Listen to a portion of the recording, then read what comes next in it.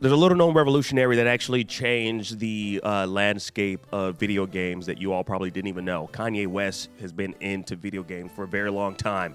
You're not going to believe this. I've been doing a lot of research on Kanye West and what his attraction is to video games, and it's quite fascinating. Yes, along with Yoo-Hoo and Fly Swatters, there's one other thing that Kanye West really loves, and that's video games. Like Ye's involvement with designing video games and coming up with concepts for video games actually predates him making beats for the likes of Twista and Jay-Z. Like his first ever video game he came up with, actually, it was pretty wild. The idea and the concept, as Kanye describes it as, quote, Mario with genitals. Yeah, my man's was putting arms and feet on a bunch of penises, pretty much creating genital jousting before Free Lives and Devolver ever came up with the concept. But that was at the tender age of 12, which Kanye attributes his sexual addiction at the time at an early age to him coming up with such a hypersexual video game that'll never see the light of day, unless, you know, Ye wants to get sued by Nintendo, or maybe his cousin decides to steal his laptop or something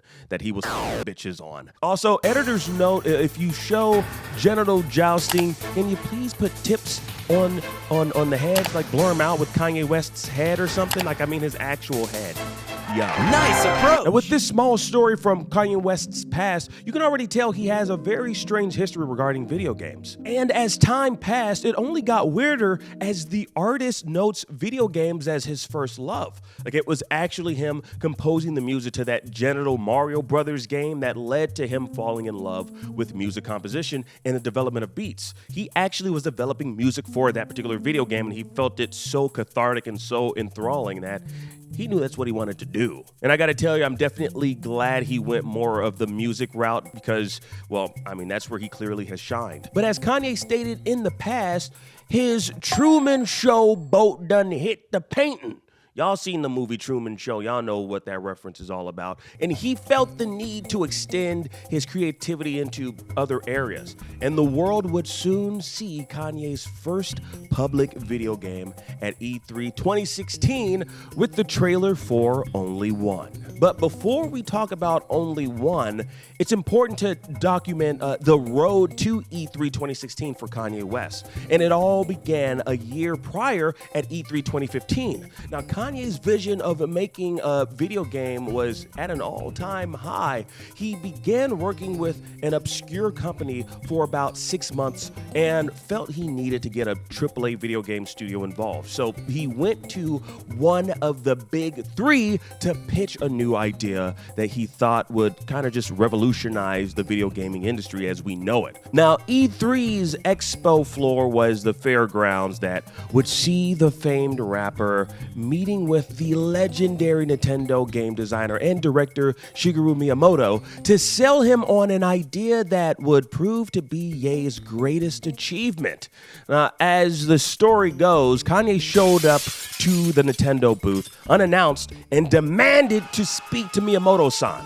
As Kanye went into detail for his game, Miyamoto-san couldn't help but just nod his head as he couldn't quite comprehend the situation that was unfolding in front of him. Like, he later called the game Ye pitched very moving and exclaimed, "Whoa!" Now, keep in mind, there's an interpreter between the two, so I can only imagine some things got lost in translation as Kanye's trying to explain his video game to a man who doesn't speak English.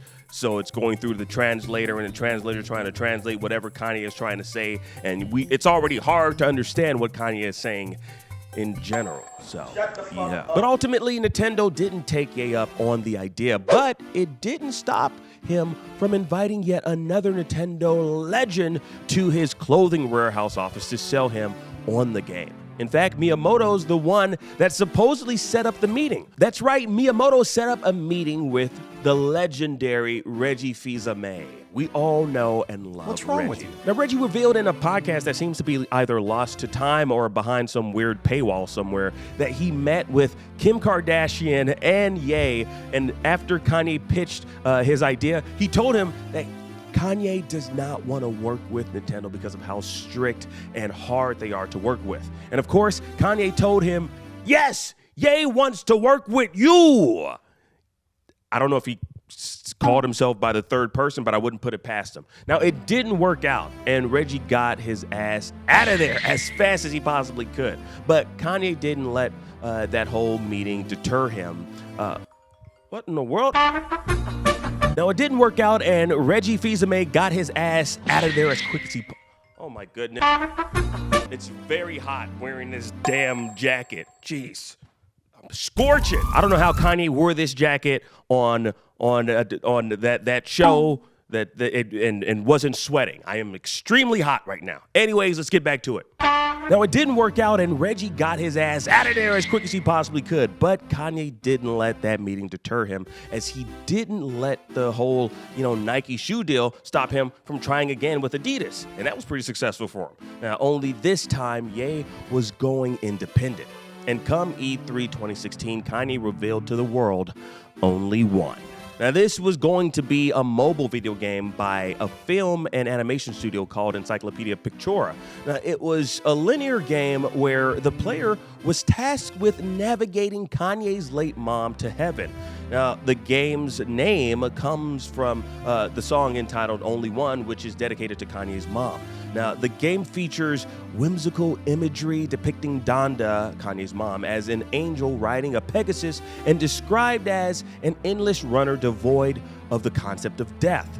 Now, the game was very similar to Robot Unicorn Attack Heavy Metal by Adult Swim Games, which also was an endless runner, and probably what inspired Kanye in the concept of his video game. Kanye probably is a big gamer on his mobile devices. But after the big reveal at E3 2016, despite the fact that the game is about traversing the heavens to reach those pearly white gates and cross over to the other side, only one never made it to the other side and remained in limbo until the studio behind it, Encyclopedia Pictura, decided to abandon the project altogether. So when Kanye said, "Right now I'm working on a video game for only one, and the idea is it's my mother going through the gates of heaven, and you got to bring her to the highest gates of heaven by holding her to the light." And we've been working on it for like 6 months. So little did he know that it might have been too ambitious for him to pull off. But South Park managed to do so in their video game that released in 2017, The Fractured But Whole. It was their way of kind of just poking fun at the entire premise of a woman riding a winged horse to get to heaven in Flappy Bird style. I mean, I doubt there'd be all these different, obstacles that'll stop you from getting there. I mean, at what point do you think to yourself that maybe the Holy Spirits in heaven just don't want you up there if all these majestic objects keep blocking your way? I'm trying to get to heaven, baby. Anyways, South Park was able to pull it off. They were able to pull off what Kanye couldn't. Numerous times, apparently. There's quite a handful of South Park-related video games with varying quality. Now, I think Kanye's issue is that, he's a bit of a perfectionist and likely difficult to work with on a business level for some of these corporate entities. But he did, however, manage to convince The Gap and Balenciaga to partner up with him 6 years later to create a video game based on his collaborative clothing efforts between the two clothing brands called Yeezy Gap Engineered by Balenciaga.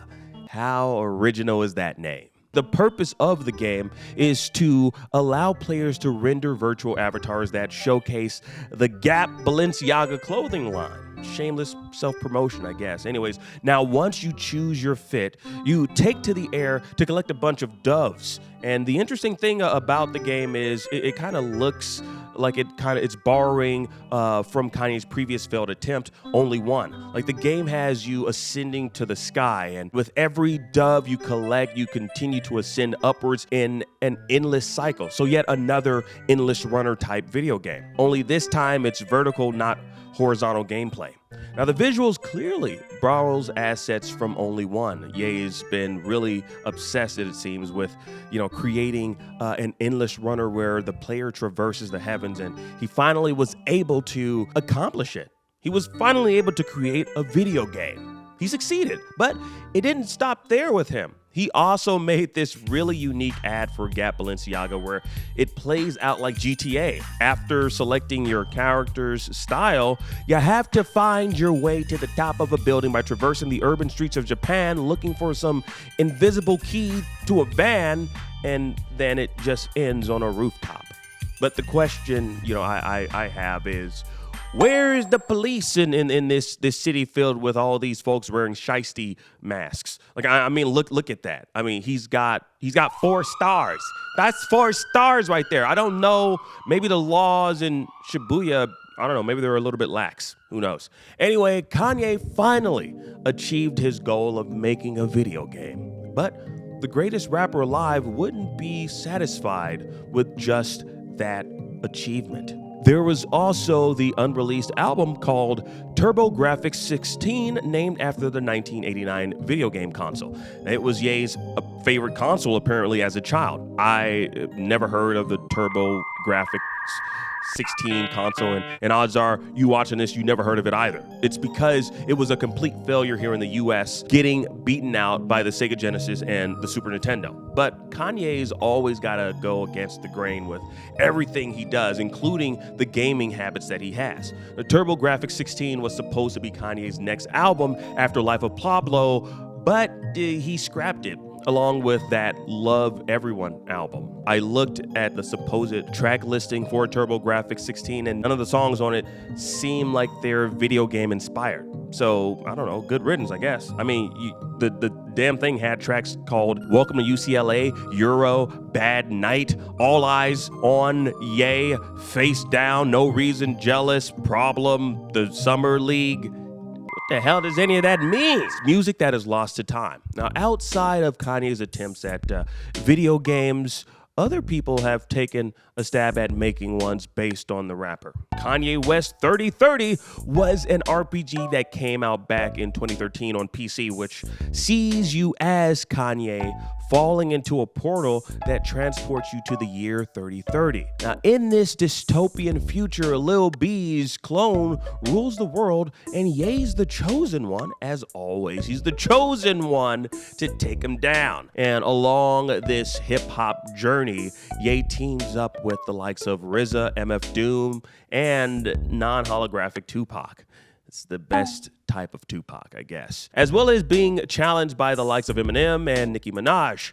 It's kind of nuts. It was really interesting gameplay that kind of, reminded me of Pokemon, the old Pokemon games on Game Boy. Now, the game had many, many mysteries. One being this weird way of gaining access to a secret section of the game where if you type the word ascend into a dialogue box to an NPC, well, you'll find out that the game was all a hoax for this portion of the game.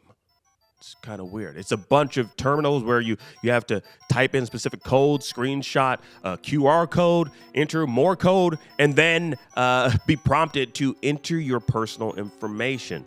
Yeah, it really was kind of weird and scary, and it kind of went into like ARG territory where there's talks of joining the Kanye Quest cult. As far as I'm concerned, that's how Sunday Service was born. You remember Sunday Service? You remember that Kanye's choir that performs every single Sunday wearing those pink shirts? Sunday Service, y'all remember them. Now, Kanye may have gone off the deep end, claiming Hitler wasn't that bad of a guy, holding fly swatters, wearing masks on the Alex Jones show. But, some might say that insanity bleeds into the creative genius for him. Now, he's a nutty guy, but he also said once, name one genius that ain't crazy. Well, I mean, I'm sure we can find more than just one. I don't know. Einstein, he was a genius. He wasn't crazy. Picasso, was Picasso a genius? Was he crazy?